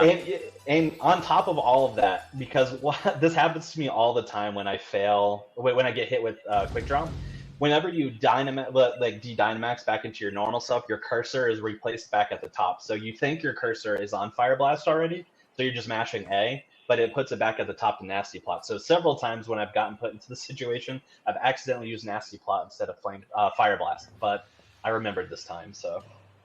I do that too, so whenever I set up my moves, like in any game, I always put, in slot 1, I always put just like the main attacking move that I'd be using like most of the time. Yeah. Yeah, weirdly enough, Nasty Plot is probably the move we use the most out of Ninetales, even more so than like Flamethrower or Fire Blast. It's kind of wild, but I super get that. Yeah, just because we do a lot of setup in these early levels to make sure that we can get through the next. But at least we didn't have to reset. I'll take it. It was a sketchy fight, but we got through it.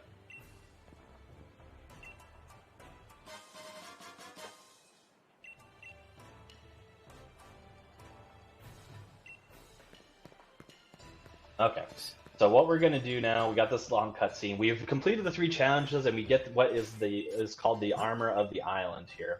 So, save. I talked to Mustard. The Armor of the Island is the Pokemon Kubfu. So, Kubfu is who we're going to be running with going forward here. That is because we need to get Kubfu to Urshifu, which means that we need to use Kubfu to defeat one of the towers in its entirety. So the not good ending here would be we get Kubfu and we immediately release it, and then we just run through the tower with whatever Pokemon we got up front. What we're gonna hope for here is because Kubfu is a legendary Pokemon, it means it has 3 of its stats guaranteed perfect. The only stat we really need to concern ourselves with in a marathon setting is speed. If it has bad speed, we can't run with it. Even if it has bad attack, we can just over-level it slightly and it'll be fine. But speed, if we start off with speed being really low, we don't have a chance. So we would have to reset, which is why I saved before. But as long as speed is at least 20, we'll be fine. So we're going to check here.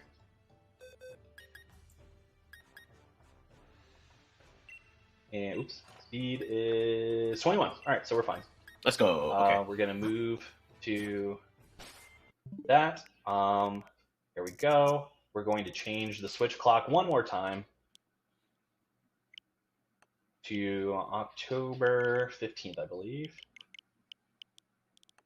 Yeah, October 15th. I had to check that real quick. We're changing the day right now to get different Pokemon, because to level up Kubfu, we're going to be... It's Blisseys, right? You're going to be using Blisseys? Yep.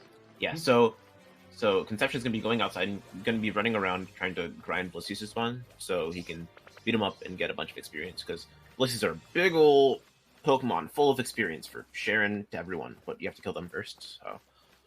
Yep, and they are yeah, the reason why this is a big RNG factor in the run, because Blisseys are still, there always will be the fastest way to do this. Doesn't matter, because we need to buff up Kubfu regardless. However, they are a 2% in spawn rate, very small, and we need to fight at least 2, probably 3, depending on levels that we get. So last time I was here, it was 4, so...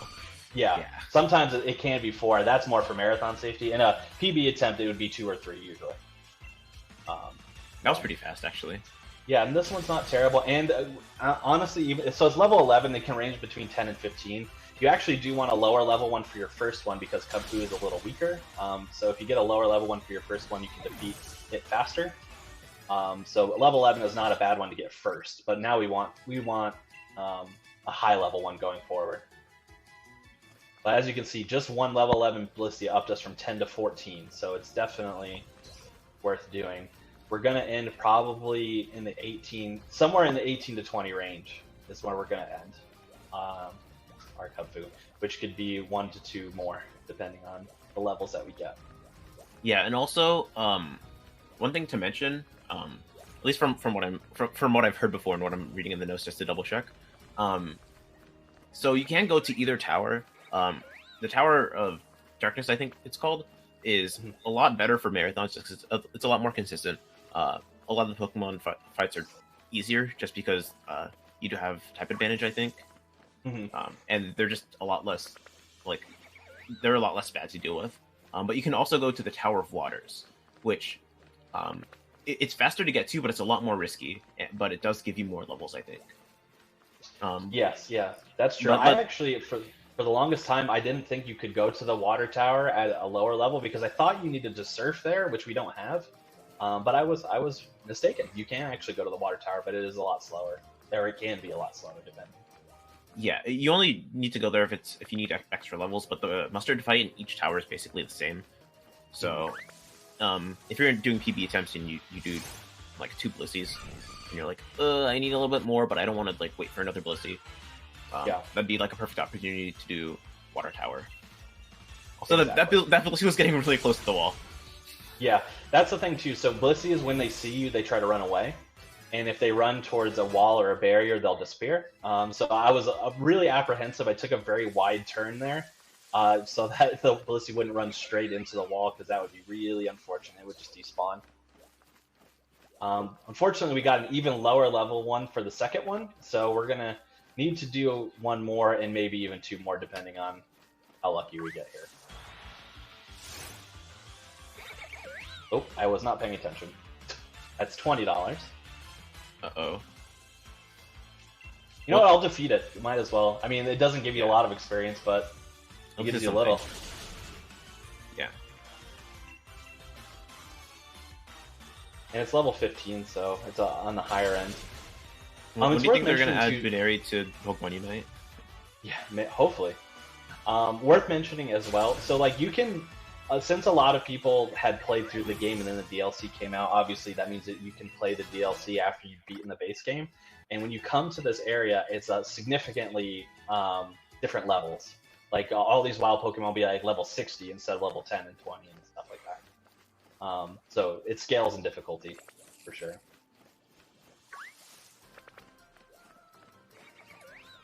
Come on, Blissey.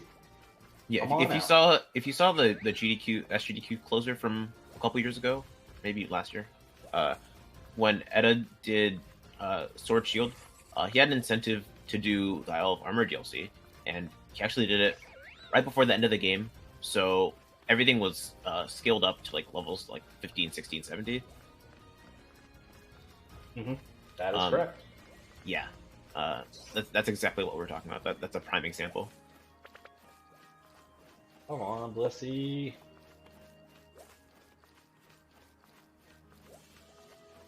We will be good with just 1 more. We don't need 2 more. That bunny area actually helped more than I realized. So we definitely will be fine with 1 more, I believe. Unless it doesn't level us at all. I just need to find 1 more. Come on. If we have any donations or plugs right now while we're looking for Blissey, now's a great time, actually.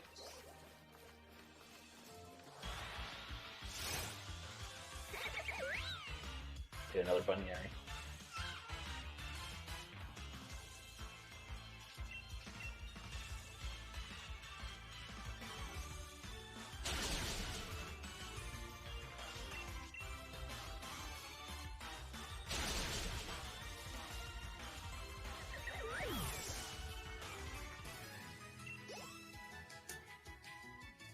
Yes, absolutely. It is a wonderful charity, wonderful cause. And I know we have all kinds of bonus games, incentives, bid wars and stuff like that going on. But yeah, those are just to add flavor to already donating towards this wonderful cause. So go ahead and donate.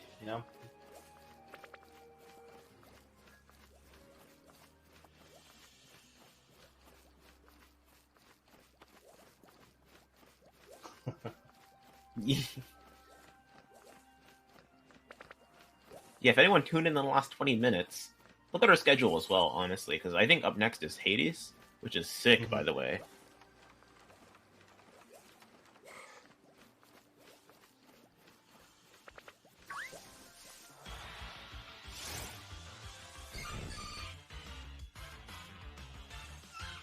Absolutely.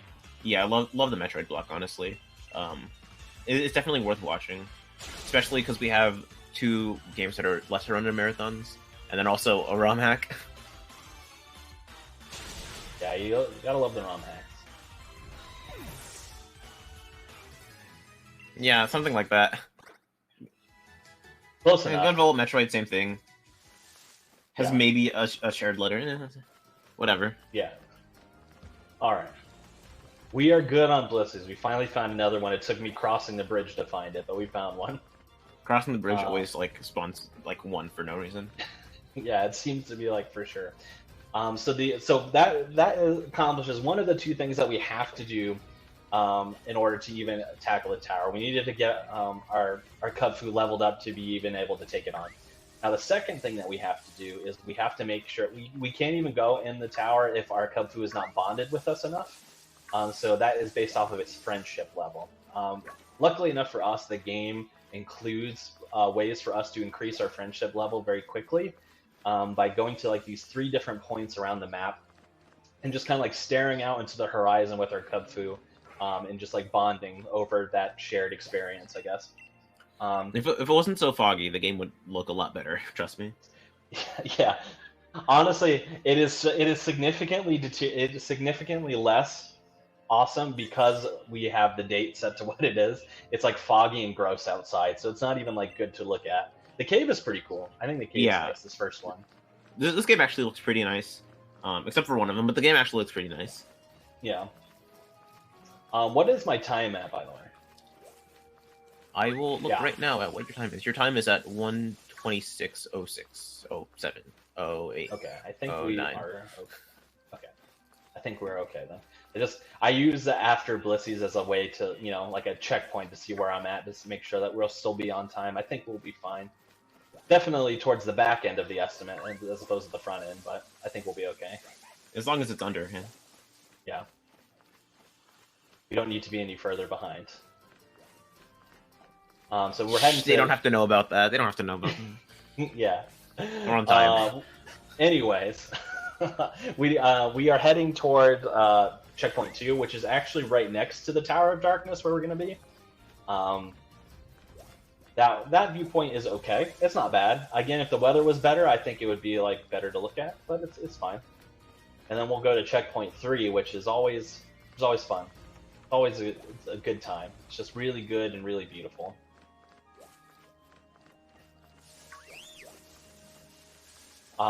That rare candy that we got all the way back at the beginning of the game, I am going to use that as well, just for an extra level of security. I don't think I even need it, but can't hurt. We're gonna use it. Oh, I get it. Level of security. It's a rare candy. Yeah. Yeah, I did that on purpose, for sure. Yeah, up here we're gonna talk to our friend. And we're gonna bond a second time. All right, so let's see what we think about this one.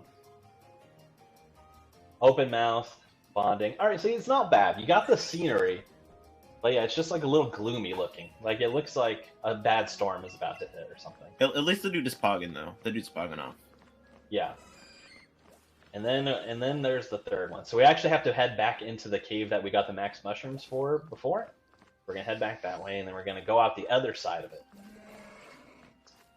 into a beautiful, lush rainforest, of course. Yeah, this game's looking pretty nice. We've all been watching. It's looking pretty good. Not bad. And we're gonna be seeing the last one, which will definitely look, yeah. Also, shout out to Tauros for not being a aggressive, bold type Pokemon like Bouffalant is, because there's a lot of Tauros that spawn in that area. I would definitely get tackled every time. All right, so through the cave.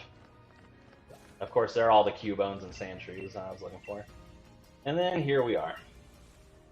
All right, let's bond. Ready? Let's look at this beautiful scenery together. Are we? Yeah. Yummy. Yeah. You guys see all those mountains? Of course you don't, because they're blocked by sand and grossness. Hate sand. Even without the fog, that still looks terrible, honestly. Yeah.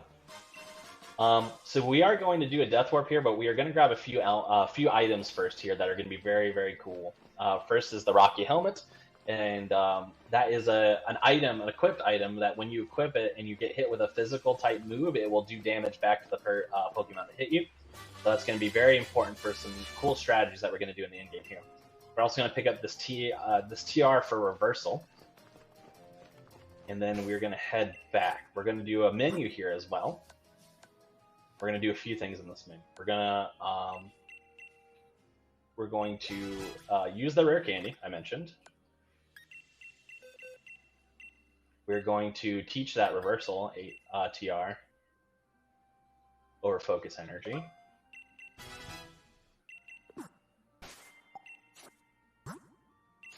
We're going to back out. And we're going to swap Pokemon to Bulbasaur. Yeah. Shout out to Bulbasaur. Getting used. You know, all your donations were worth it. Very good. We're going to have fun. We're just going to train up Bulbasaur a little bit. We're going to have fun. I think Bulbasaur can take this Rhyperior. Like, yeah, type advantage and all that. It's fine. Yeah, type advantage, level advantage, question mark. Yeah, level advantage, question mark. We're level 5. Oh, level 50. I still feel good. I feel fine. Honestly, that's doable. That's doable. Well. That is unfortunate. Yeah. Run over, honestly. I think we're overestimate now. Yeah, well, no. And remember when I said 146, it's actually 146. Yeah, 246, right? You guys put 246? Yeah. So, of course, that was purposeful. The reason why we do that swap, it's definitely more marathon safe. I actually don't usually do that in PB attempts of this category. But the reason why it's more marathon safe is, like we said, we have to train up our friendship level for Kubfu, or else we can't even progress to the tower. We wouldn't be able to do this whole cutscene and everything. If Kubfu is fainted, your friendship level is lower. So if you were in, say you got your minimum Blisseys, you got it in 2 and you're fine. And then you did these 3 checkpoints, your friendship level will probably dip below the acceptable mark for you to progress the story. So then you'd have to go into Pokemon Camp and raise Kubfu's friendship level that way by playing with toys, which is super cute. It's super adorable. It's actually one of the world records for a while until it got beaten. Yeah. Garfield the Lightning, who had the world record for this category for a long time, had Pokemon Camp in their run, which was really, really funny. But if we swap it and have Bulbasaur take that hit for us instead, we don't have to worry about that friendship level drop. So $20 right now for Pokemon Camp. $20 right now. $20 right now for Pokemon Camp. Our friendship level is already high enough, but why not? Sure. Yeah, I love Pokemon Camp. Yeah.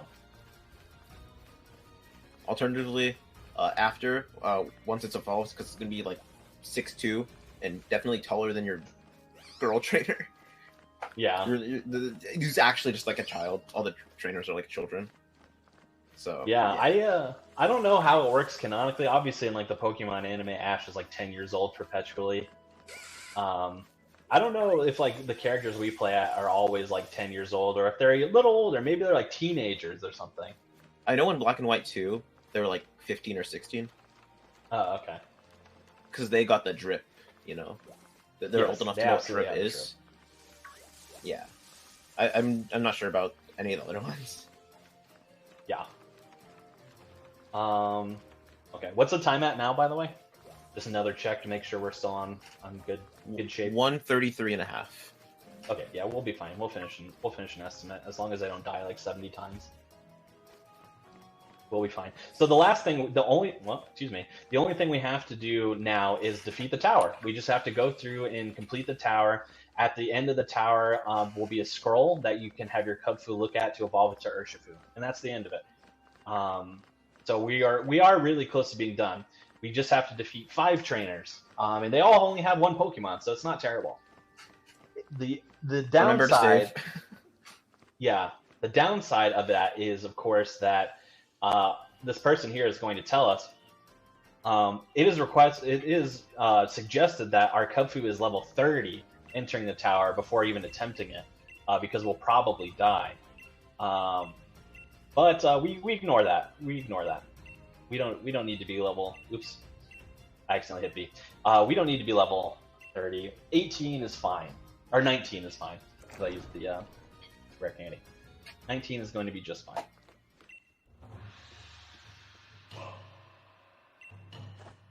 All right, first trainer.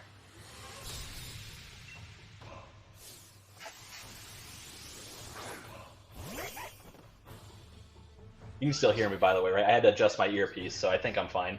Oh yeah, I think good. It should be fine. Good. All right. Yeah. So, first Pokemon, Zoroa, pretty easy. Yeah, and pretty much a non-factor. This you're going to see exclusively why it's good to take the Darkness Tower, which is that fighting moves are good against Dark, so it works out. Zoroa again, non-factor, and we don't mind taking a little damage here anyway, so it's perfectly fine. Yeah, there's actually a potential for a 1-turn fight here. Mm-hmm. Yeah, it could be, especially if you. So like you can. We're going to use the Rocky Helmet basically just on the last trainer, but you can do it early, and you can have it equipped already if you want to. If you have Rocky Helmet equipped, you can 1-turn very easily. I don't have Rocky Helmet equipped right now, though, but you could. So now we're on Trainer 2, which has a Scraggy. And this is where we're going to kind of see the strategies in action. So first we're going to stall 1 turn, just to take an extra hit. Oh no, if you take more hits, you're gonna die. You're gonna faint. You're gonna have to reset from the beginning. Don't worry, I have Endure. I can survive anything. 1 HP. You 1 HP, you're gonna die, and then the reset. Oh, don't you worry, because we have the super. I really love this strategy. It's like big brain strategy for sure. So we have Endure and we have Reversal, which are going to be our bread and butter here. So Endure and Reversal. Endure is a move that will make it so if you're about to faint after an attack, you won't. You will survive with 1 HP, which is great. I'm going to save here just in case. With the one slight caveat that you can't use it every turn. You have to use it every other turn. Yes, that's true. Yeah, you can't if your Endure is successful, like the move goes off, it doesn't like miss or whatever the case may be, or doesn't take effect. You cannot use it 2 turns in a row, so you can't just spam Endure and survive forever. Basically, is the idea. But then we use the move Reversal. Now, the move Reversal is a move where it does more damage the lower your health is. So, yeah, this is why I saved, just in case. So now we don't have to redo the tower. I will just reload instead.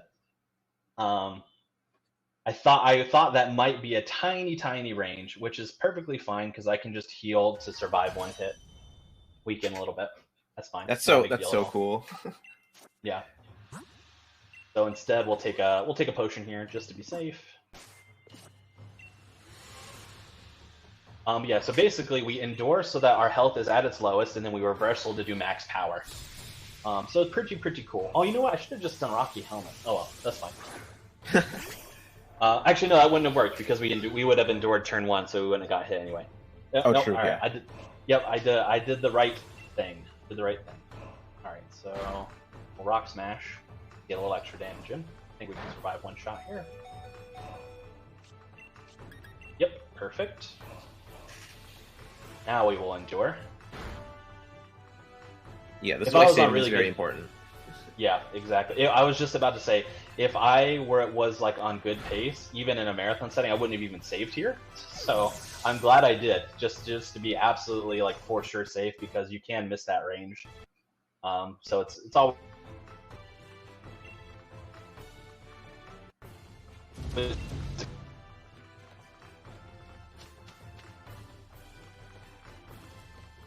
Alright, so we're going to do something similar here.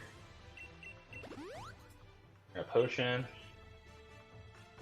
And you know what? Just for posterity's sake, we're actually going to use this orange berry, not give, orange berry as well, just to get a little extra on top. And then we're going to save again, just to be absolutely safe. Yeah, more health is good sometimes. Yeah. Based on what you get here as well. So like usually I'll elect to not bother with the orange berry because usually it's fine. Like I can survive. What we're gonna do here is we're gonna survive a hit and then use a reversal right away, basically. Yeah, this is fight number 4, by the way, for the restreamer. What? Oh yeah. Yeah, exactly. So usually it's not a problem, even with the health, but sometimes, like in this case, actually we'll still use reversal and hope for something else, I guess. Yeah. Oh no, we probably want to heal here actually. So it's good that we got protect, because I don't think we'll survive another hit. So just to be safe. Yeah, that should be fine.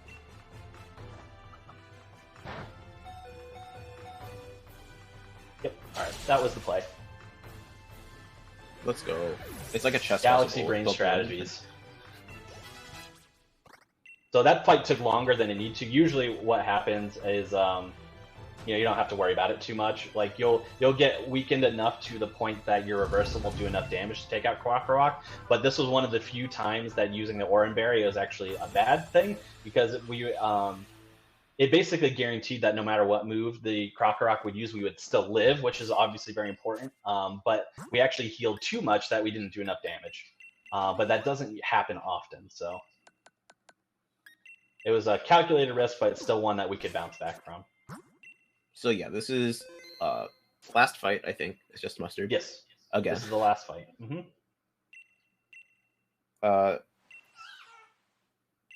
Minor warning. Eyebrows. Don't look if you don't want to see eyebrows. Yeah. Here's how we know that these are actually eyebrows. The hat comes off. Super Saiyan Mustard has got those eyebrows flying. Look at them in all of their glory. Oh, he's Super Saiyan. Super Saiyan. And, of course, he comes out with a Kubfu as well, so we got the Spider-Man memes going on.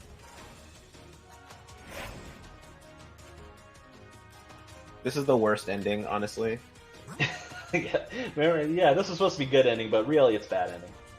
So we're going to max Mushroom here because we can survive one shot, and one shot only from this Kubfu. It is significantly higher level than us, so we can't survive a lot of hits here. So even with Aerial Ace, we could survive unless we get crit, but we didn't, thankfully. And we have Rocky Helmet equipped, so it did some damage. We're going to Endure. We're going to get hit. So there is one tiny risk there that can happen. So Kubfu that belongs to Mustard, I should say. Oh, we were outsped. Oh. Huh. We must be speed tied then. Yeah, that makes a lot of sense if you're speed tied. Well, not if we're at 21, and I overleveled. So. Oh yeah, you did the rare candy. Yeah, this is interesting. Maybe. All right, let's just give it another shot here. Maybe it didn't have perfect speed.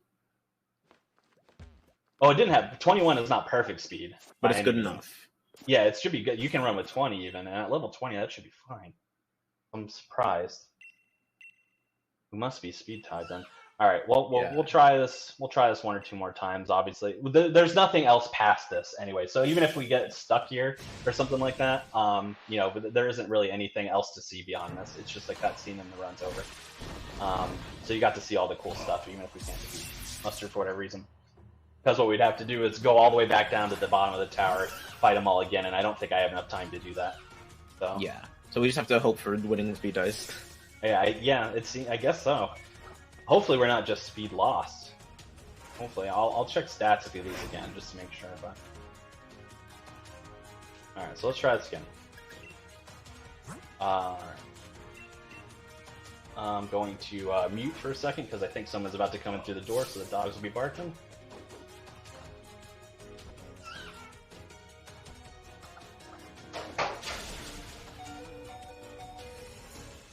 Yeah, so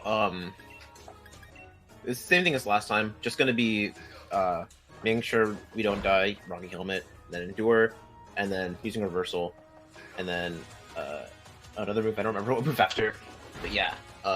Hopefully, if everything works out, and it's just a speed tie, we actually win the speed tie this time. It's just a 50-50 for a speed tie.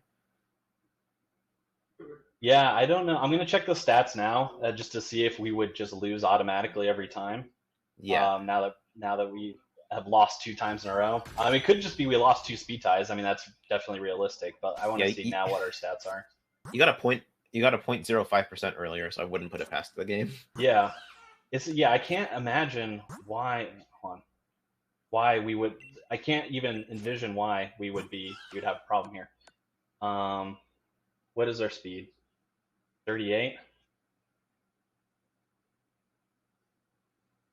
Yeah, we are speed tied. We're speed tied. You just lost 2 speed ties. Yeah. Yeah, so I lost 2 speed ties. Yep. Yeah, which means that we had absolutely the lowest IV speed that we could possibly have at 21. Yeah. At 21 base. So what's my time at, Ness? You are at 145.09. Okay, this will be the last time then. I'm not going to hold this up. Yeah. Definitely not going to hold this up. Again, you're not going to miss anything. Ideally, we win the speed tie and then the reversal, and then we just evolve into Urshifu. That's it. That's the end of the run. So you're not really missing anything if we lose the fight. So last fight, last attempt, and then we'll just call it there. Watch it just magically work now. Yeah. Yeah, that is bizarre. I guess I should pick up that Carbus. Okay, so we gotta do this. Max mushrooms.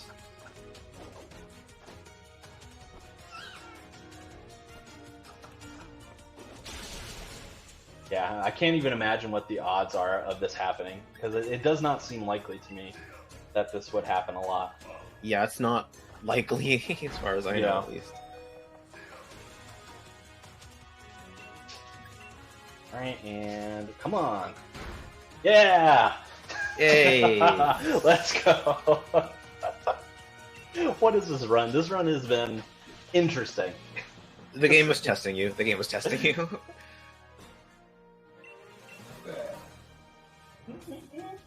Alright.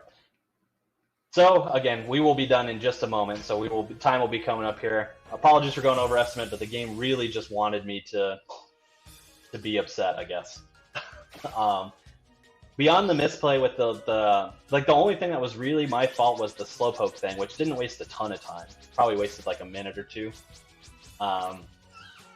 Beyond that, I mean, the slowpoke's messing me up, the 0.5%, the speed tie here. Yeah, this is just, wow. I can't even believe it. Can't even believe what we had to deal with. But we won, so it was all worth it in the end for charity. I promise I'll try and make it up with my bug snacks runs tomorrow. I'll try and go under estimate as much as I possibly can. Try and get us back on track. Yeah, heck yeah, bug snacks. So yeah, time's coming up soon. Yes, time is gonna come up. So we're gonna get our Kubfu evolved here, and then it'll be over.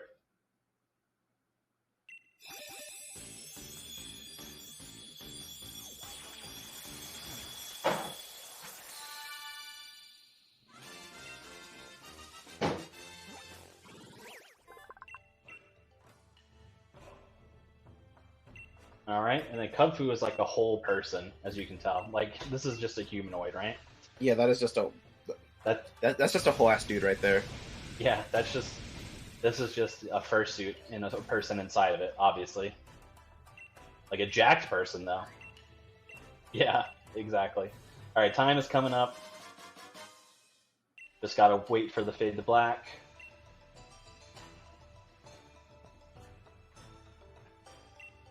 And time. GG. Something like that. It was a game. I don't know if it was good, but it was a game. That was the most a run I've ever seen. Yeah, that was the most Pokemon experience that you could have gotten. So I'm glad I could provide that for you. But yeah, thank you so much for watching. Thanks for to the SS4C team for having me on and all the tech and stuff behind the scenes. If you want to run this game, it's on the Pokemon Sword and Shield category extensions board on speedrun.com. So just look that up. Don't want to keep you all too much. Yeah, my name is Conception SR, and I'll be back tomorrow with Bugsnax. So I'll see you all later. And thank you, Ness _ for the commentary. No problem. Awesome. Thank you all so much.